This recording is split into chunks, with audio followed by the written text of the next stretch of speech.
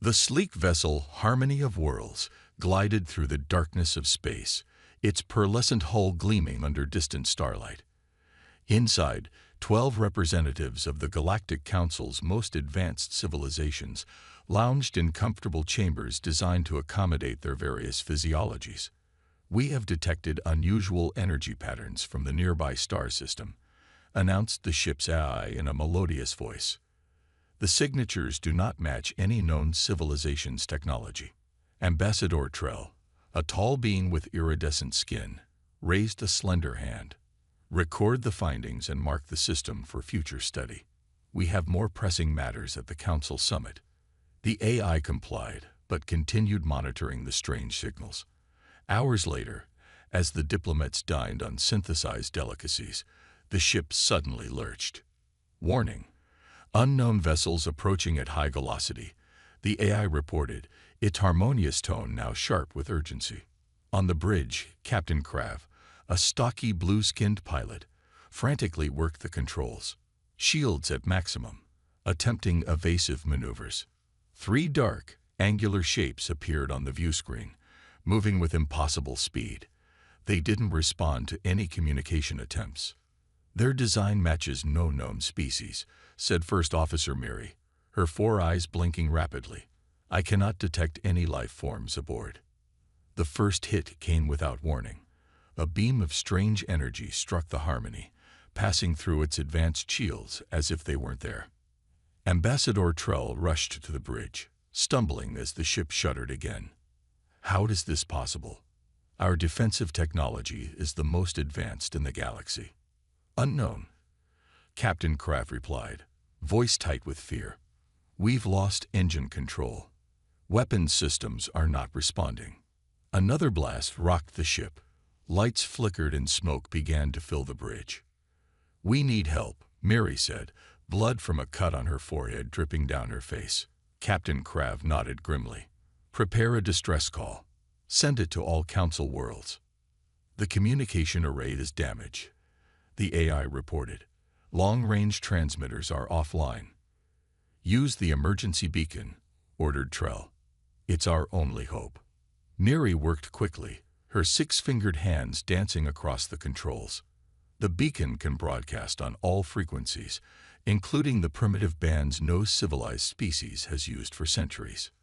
"Do it," Captain Krav commanded as another hit sent a control panel exploding in a shower of sparks.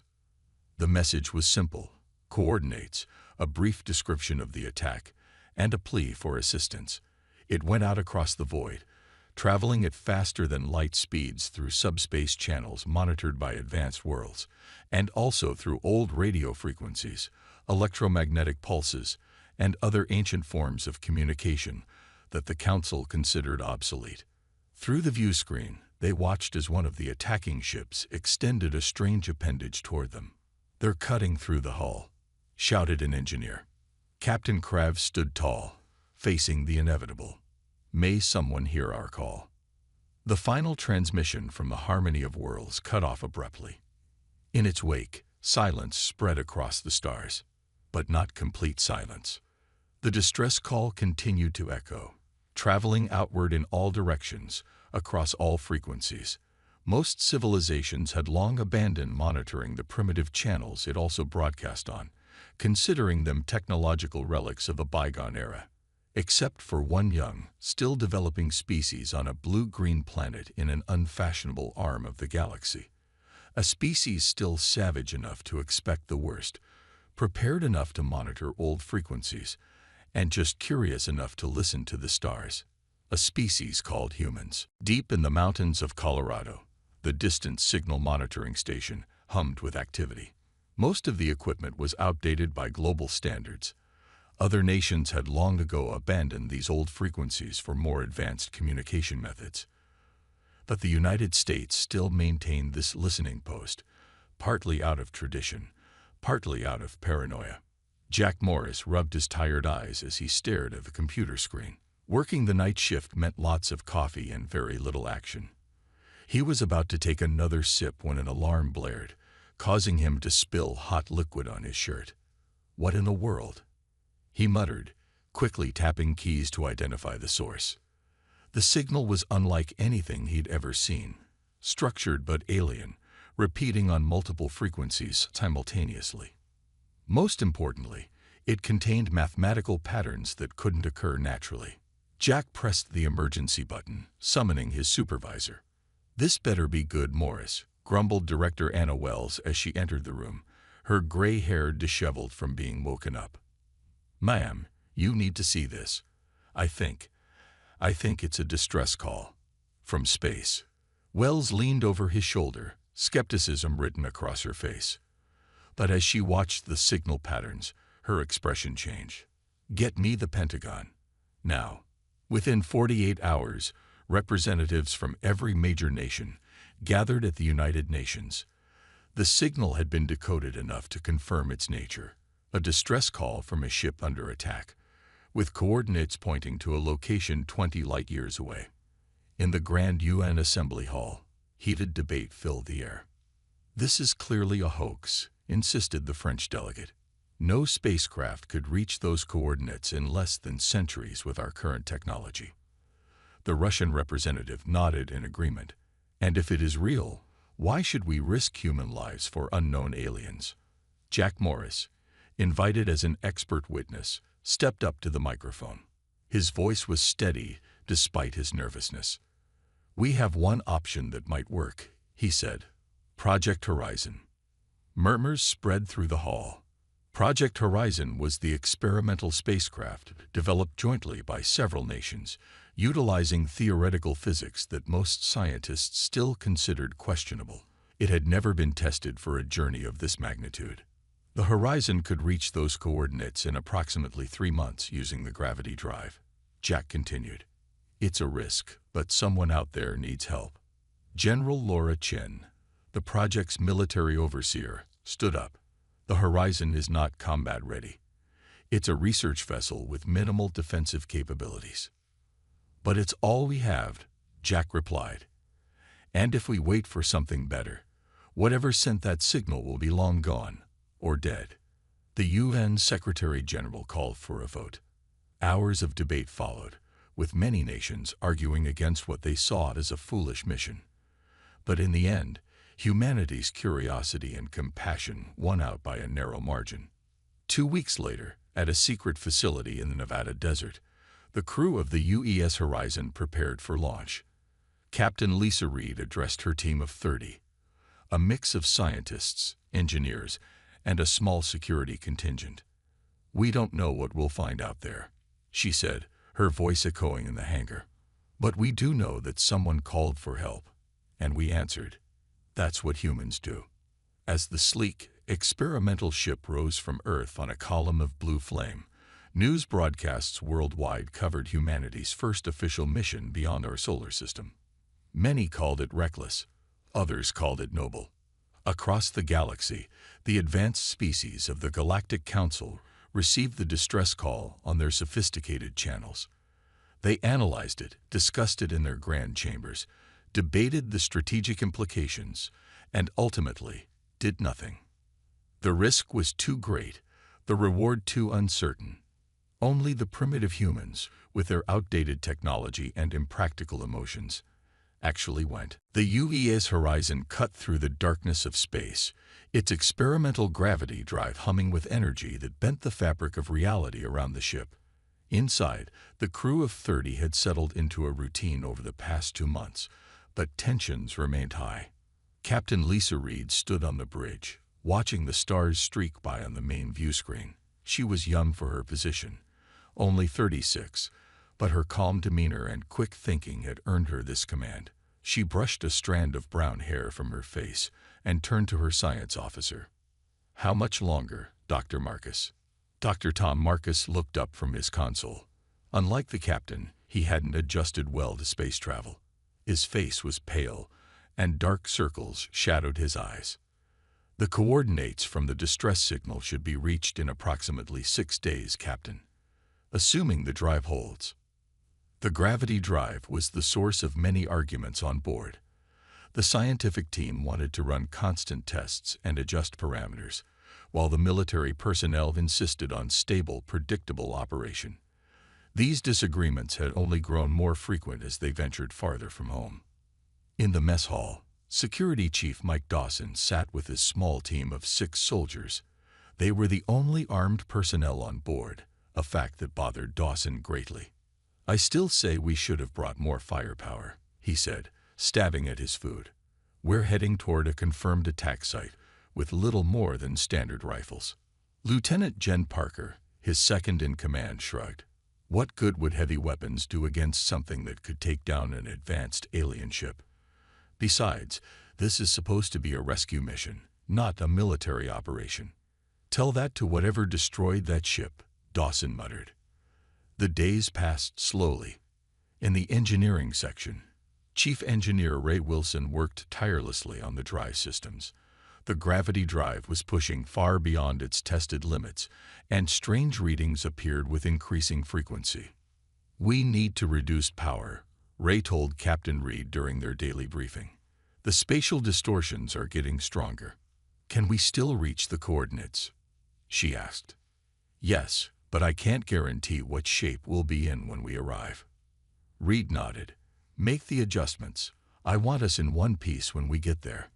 On the 6th day, the horizon dropped out of its gravity field near the coordinates from the distress call. The sudden return to normal space made several crew members ill, but all systems remained functional. Barely. "Scan the area," Reed ordered. The bridge fell silent as Dr. Marcus worked his instruments. The view screen showed only empty space at first, but as the sensors swept outward, objects began to appear. "Debris field detected," Marcus announced. "Metal composition. Unknown. Design clearly artificial. Temperature signatures suggest the destruction occurred approximately 3 months ago." Reed leaned forward. "Any signs of survivors?" "No life signs detected," Marcus replied. "But there's something else. Some of the debris is moving in a non-random pattern. It's being pulled toward that moon." He pointed to a small, cratered satellite orbiting a gas giant in the distance. Security Chief Dawson, who had joined them on the bridge, frowned. "Something's collecting the wreckage." "It appears so," Marcus said. "And based on the radiation patterns, whatever attacked the ship came from that moon." Captain Reed stood up, her decision already made. "Set course for the moon. Maintain distance, and passive scans only. I want to know what we're dealing with before we make our presence known." As the horizon moved cautiously forward, Engineer Wilson's voice came through the comm system. "Captain, the drive needs at least 24 hours to cool down before we can use it again. If we need to make a quick exit, we'll have to rely on conventional engines." Reed acknowledged the warning, but her eyes remained fixed on the mysterious moon growing larger on the view screen. "If someone survived that attack," she said quietly, "they've been waiting for help for 3 months. We didn't come all this way to turn back now." The horizon approached the moon, carrying its human crew toward a danger none of them could fully comprehend, but which they would face together, with the unique blend of curiosity, caution, and courage that defined their species. The UES horizon settled into orbit around the barren, gray moon. Through the viewports, the crew could see its cratered surface, unremarkable except for one feature, a massive dark opening that looked like a wound in the lunar landscape. "That's no natural formation," Dr. Marcus said, examining the sensor readings. "It's an artificial excavation, at least 3 miles wide." Captain Reed called a meeting in the ship's conference room. The key crew members gathered around the table, faces tense with anticipation. "What do we know?" she asked. Dr. Marcus activated a holographic display showing the moon's surface. The opening leads to a complex tunnel system extending deep underground. There are energy signatures consistent with large-scale mining operations, and, he hesitated, "we've detected faint life signs, but they're unlike anything in our database." "Survivors from the distress call?" asked Lieutenant Parker. "Possibly," Marcus replied. "But there are also other readings, stronger ones, that are even stranger. Not carbon-based life as we know it." Security Chief Dawson leaned forward. "So we're dealing with 2 different species down there." "That's my best guess," Marcus said. Captain Reed stood up. "We need more information. I'm authorizing a landing party." Dawson immediately protested. "Captain, we don't know what destroyed that alien ship. We could be flying right into the same trap." "That's why you'll be leading the team, Chief," Reed replied calmly. "Take Parker and 2 of your best people. Dr. Marcus will accompany you for scientific analysis." The small shuttle descended toward the moon's surface, landing a safe distance from the massive opening. The team stepped out in their environmental suits, weapons ready. The moon had no atmosphere, and their footsteps made no sound as they approached the entrance. "Stay alert," Dawson ordered, his voice tight in their helmet comms. The interior of the tunnel was illuminated by strange, pulsing lights that gave off a sickly green glow. The walls were smooth, cut with precision that human technology couldn't match. "These weren't blasted," Marcus observed. "They were dissolved somehow." As they ventured deeper, they began to hear sounds, mechanical clanking and a high-pitched whine that made their teeth ache even through their helmets. The tunnel opened into a vast chamber filled with machinery. Moving among the equipment were the strangest beings any of them had ever seen, roughly humanoid in shape, but composed of what looked like living crystal. Their bodies glowed from within, changing colors as they moved. "What are they?" whispered Parker. Before Marcus could respond, one of the crystal beings turned toward them. It had no discernible face, just a cluster of glowing points where a head should be. It made a sound like shattering glass. Suddenly, alarms blared throughout the chamber. More crystal beings appeared, carrying what were clearly weapons. "Back to the tunnel," Dawson shouted, raising his rifle. The first energy blast hit the wall beside them, melting the solid rock instantly. The humans returned fire. To everyone's surprise, their conventional bullets had an effect. When they struck the crystal beings, cracks appeared in their bodies. They're silicon-based life forms. Marcus yelled as they retreated. "Physical impact damages them." One of the creatures moved to block their escape. Dawson charged forward, slamming the butt of his rifle into its midsection. The being shattered into fragments that quickly began to reform. "They can regenerate," Parker warned, firing at another creature. As they fought their way back toward the entrance, they passed a side chamber. Marcus glanced inside and froze.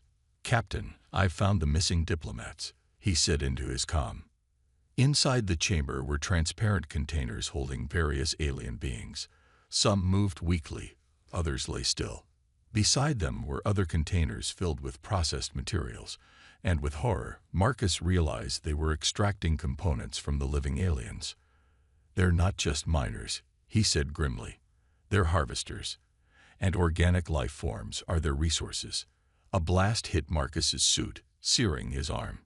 Dawson grabbed him, and they ran for the exit, the crystal beings in pursuit. "Horizon, we need immediate extraction," Dawson shouted into his comm. "And tell the captain we found the enemy.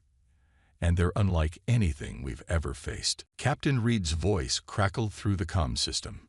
"Dawson, what's your status?" "Under heavy fire," Security Chief Dawson shouted back, ducking behind a crystalline formation as energy blasts melted the rock around him.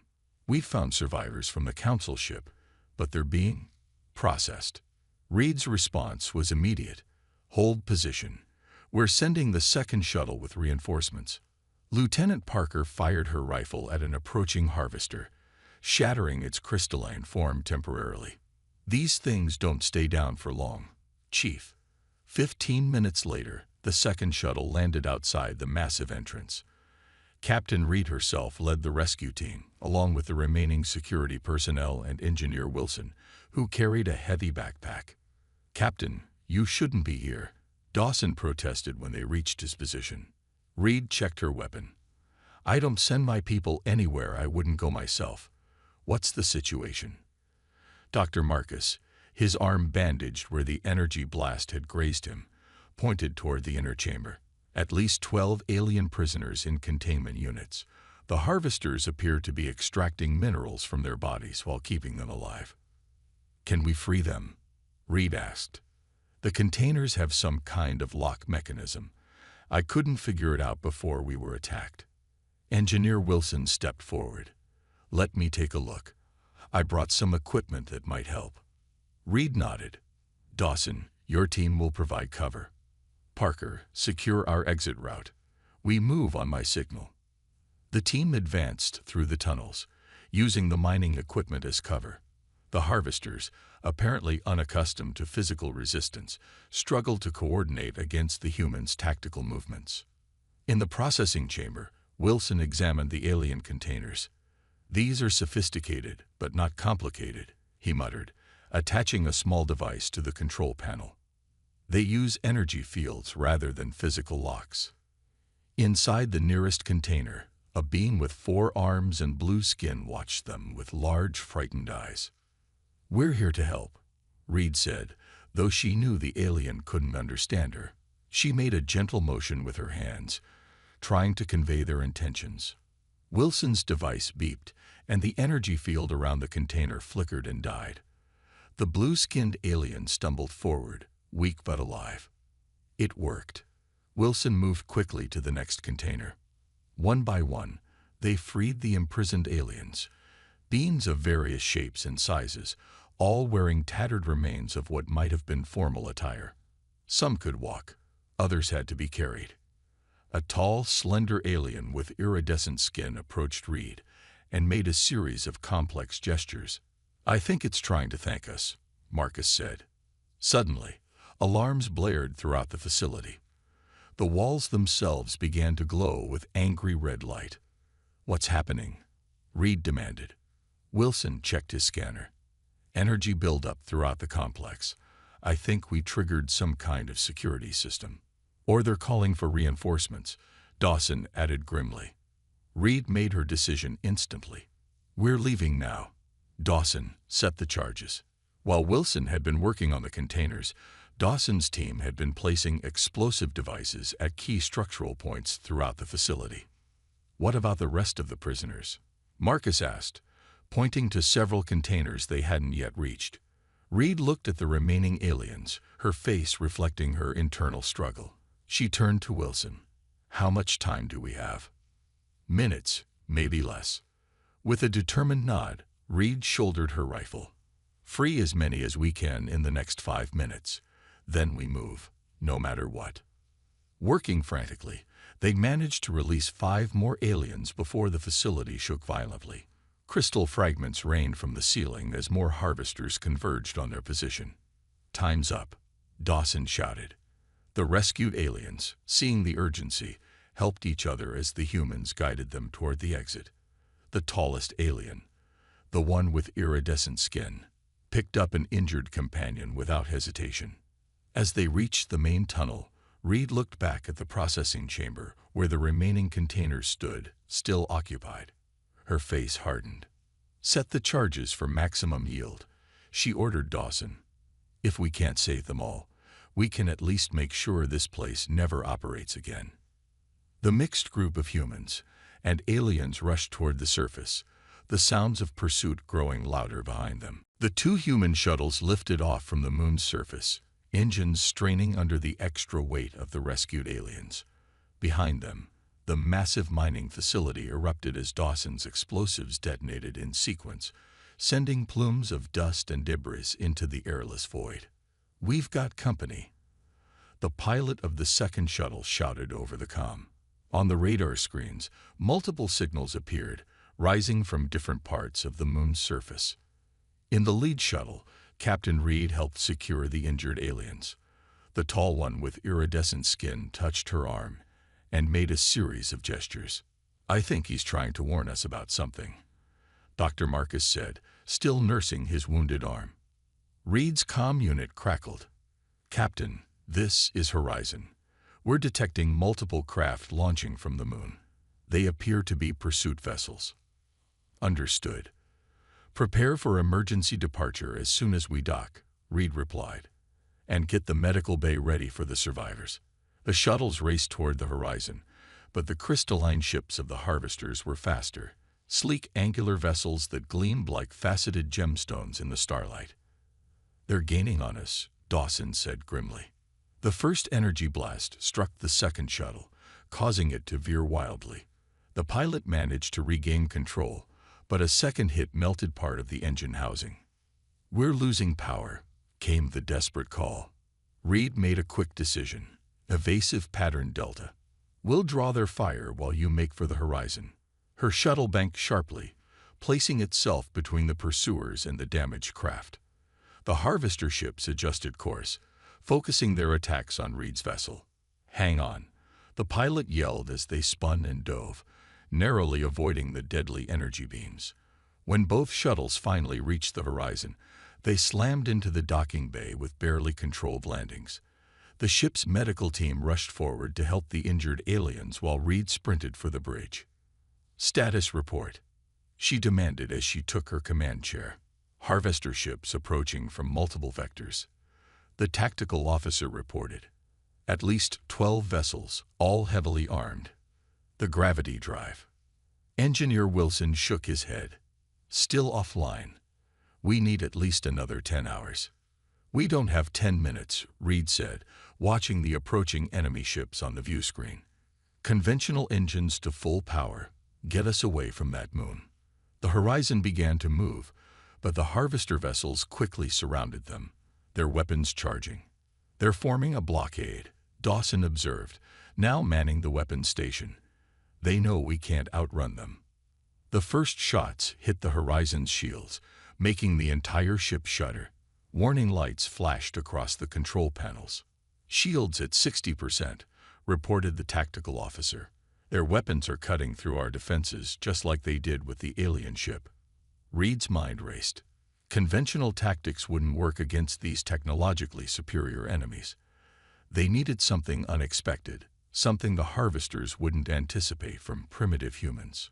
"Wilson," she called to the engineer, "can we vent atmosphere from the rear compartments?" Wilson looked confused for a moment. Then his eyes widened with understanding. "Yes, but—" "Do it," Reed ordered. "Dawson, target their lead ship the moment we change direction." Wilson worked rapidly at his console. "Ready on your mark, Captain." "Everyone brace for sudden maneuver," Reed announced shipwide. Then, now. The explosive decompression of the horizon's rear compartments created a powerful thrust in the opposite direction, sending the ship hurtling directly toward the lead harvester vessel. The sudden movement caught the crystalline ships off guard. "Fire," Reed commanded. The horizon's conventional missiles, simple projectiles by galactic standards, struck the lead harvester ship before it could adjust its energy shields. The physical impact cracked its crystalline structure, just as bullets had affected the harvesters themselves. "Direct hit," Dawson shouted. "Their formation is breaking up." Reed leaned forward in her chair. "Target the next 2 ships. Use all remaining missiles." As the battle continued, the rescued aliens watched from the observation deck, their expressions showing a mixture of fear and astonishment. The tall, iridescent one turned to its companions, making those complex gestures again. None of them had expected these primitive humans, with their physical weapons and reckless tactics, to stand any chance against the harvesters. Yet here they were, fighting with a determination that defied all logic. And somehow, against all odds, they were winning. The UES horizon limped through space, battle scars visible across its hull.